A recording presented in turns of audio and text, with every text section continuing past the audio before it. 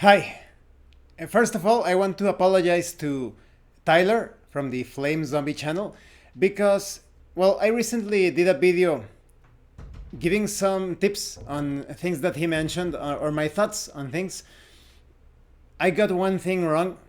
I was listening to his video while there was this construction going on in a house nearby. They were using some sort of drill or machine, really loud machine.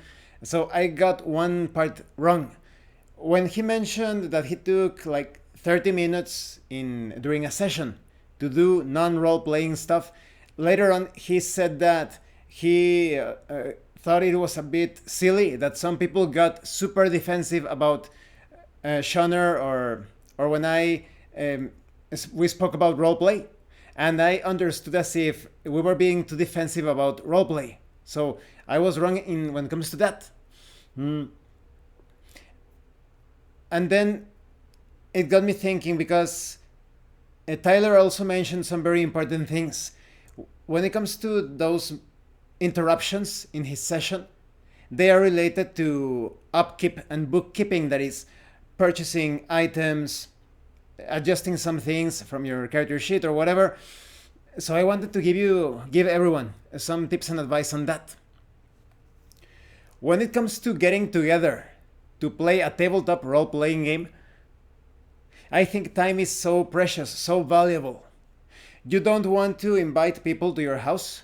Well, at least in my case, I don't want to invite them to my house when they are going to spend time bookkeeping and upkeeping various things. That is, I want to invite them to roleplay in a tabletop role-playing game, to spend those hours in roleplay. When it comes to the duration of my sessions, I am of the similar mindset like Big Bad RPG. We both like to spend 2 hours at most when it comes to a session because we roleplay. You are able to accomplish so much with roleplay. Even 30 minutes of roleplay, it's probably the equivalent of an hour and a half or even 2 hours of a Mother May I conversation type of roleplay. They waste so much time. Can my character do this? Can my character do that? I want to attempt this. No, no, no, no. I want to attempt this other thing. No, no, no, no. Can I? And the game master. Yes, you can, but you may, but no, and yet, but yes. All so much time wasted without adding the what do you do? What do you attempt to do? What are you planning to do? So much time goes by, and they just, perhaps in the best of cases, they now they can't achieve roleplay that way, and immersion is completely shattered. It is destroyed. So when it comes to this upkeep, bookkeeping, etc., purchasing items, leveling up your character, it interrupts the flow of play. So I wanted to give you some tips and advice on how to handle that. I don't know if some of you have noticed that Josh and Crispy have actually made purchases while playing in the Dark and Terrible campaign. When they encountered that fruit seller, any sort of transaction where they have purchased food and drink, etc., and whatnot, they have always handled the situation quite seamlessly with roleplay. That's because, well, partly because some of the prices are quite simple, but when it comes to looking up the prices of several things, I told them before we began the session to have the printed sheet of equipment close at hand. So I would consider it like a prerequisite to have either a sheet of listing the equipment prices and all of that, the values, weapons, armor. You should have it printed or in a book. Maybe you are allowing the purchase of all of the items in the player's handbook. If you are playing Dungeons and Dragons, the players should have their player's handbook open in that page when they are making their purchases, and they could roleplay the entire thing, like I have done in that part of the session of the Dark and Terrible campaign. As the seller, I told them, here's the list of prices, or the prices are what would you expect, and if they have some questions, they could be like, so you are charging this much for this item. They could be doing it like that. You can handle it through roleplay. You don't have to have an excruciating, yes, like an interaction that overstays its welcome. It's just like you would purchase any other thing in real life. But with the list of items, it's like going to the store and checking out the prices. That way the game master doesn't have to tell you, oh, it costs this many gold pieces if you want to purchase this. If you want to purchase this other item, it costs blah blah blah. No, you already have the list with the prices, so they can even talk through roleplay. That's the way how Josh and Crispy did it. In a particular section of the Dark and Terrible campaign, Crispy is actually talking while he's, oh yes, can you tell us about this? He's asking information while he's making his purchases. You see? Like you would in real life. Sometimes you are making small talk with the seller, the vendor, anyone who is selling you things. Now, when it comes to leveling up, that is a bit trickier. So here is my solution. Two solutions, in fact. First solution. Play the session until you reach that moment, that milestone when you level up, or when the player characters obtain enough experience points to level up.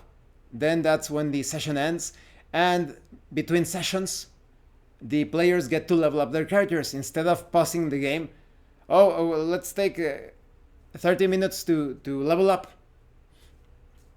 Like I said, this is just my way of running things.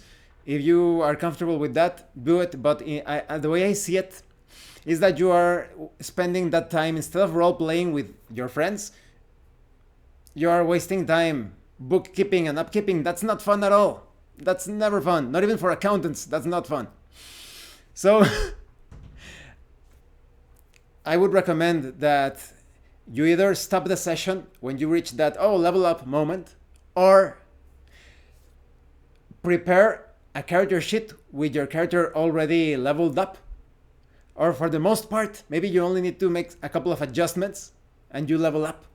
And that way you don't need to stop the session. It also works with enemies that drain your levels of experience. I actually came up with this when I suffered those excruciating moments when I first started to play Advanced Dungeons and Dragons many years back.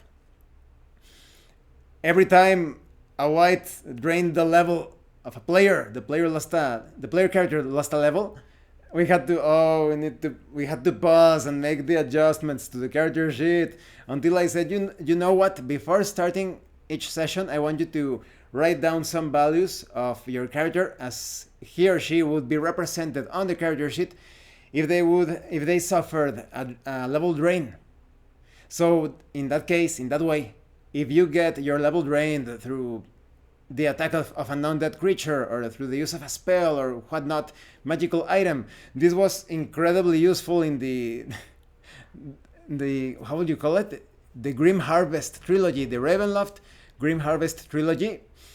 A bit of spoilers, right? But definitely prepare some character sheet, a character sheet with your character de-leveled 1 or 2 levels, or if you think that's too much trouble, like I don't want to have like 3 copies of the same character sheet, just the main values, anything that goes up or down with the leveling process, like hit points and your THAC0, or in the case of different other role-playing games, the attack bonus, the attack value, etc., the 2-hit bonus, modify it beforehand. That way, if you suffer a level drain, now you only need to pull out your sheet with the new values of your character de-leveled. So yes, those are just some tips and advice on how to handle things. My purpose is that you should keep on role-playing. If you gather to play 2 hours, 4 hours, make sure that each hour counts in roleplay. If you are going to purchase things, have your item list at the ready, roleplay the situation. If you are going to level up, instead of let's take a break to level up, have your sheet ready. If you are going to suffer D-levels, have those values beforehand written so that you do not interrupt the flow of play. So those are my thoughts. I would love to know your own thoughts and comments on this. I hope this video was useful and entertaining. Thank you for watching my videos, thank you for your likes and your comments, and thank you so much to those of you that are going the extra mile to support the channel. If anyone else wishes to further support the channel, the information on how to do that will be in the description below. And remember, it is better to roleplay and fail in character than not to roleplay and fail as a player. Once again, thank you, and see you later.